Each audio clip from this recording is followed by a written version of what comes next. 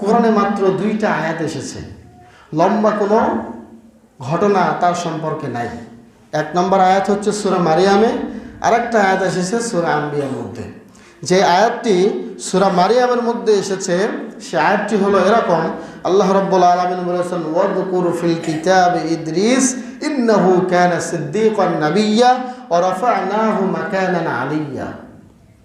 সূরা মারিয়ামের মধ্যে আল্লাহ বলেছেন, হে নবী আপনি বলুন, আপনি আলোচনা করুন কিতাবের মধ্যে ইদ্রিস নবীর আলোচনা। তিনি কে ছিলেন? ইন্নাহু কানা সিদ্দীকান নাবিয়্যা, নিশ্চয়ই ইদ্রিস নবী একজন সত্যবাদী, একজন খাঁটি নবী ছিলেন। বলেন সুবহানাল্লাহ। তার কথা, তার সত্যবাদিতা এবং তার নবুয়তদারিতা সম্পর্কে কে সার্টিফিকেট দিলেন? আল্লাহ নিজে বললেন যে তিনি নবী ছিলেন, তিনি একজন সত্য ব্যক্তি ছিলেন। এরপরে আল্লাহ রাব্বুল আলামিন বলেছেন ওয়া রাফা'নাহু মাকানান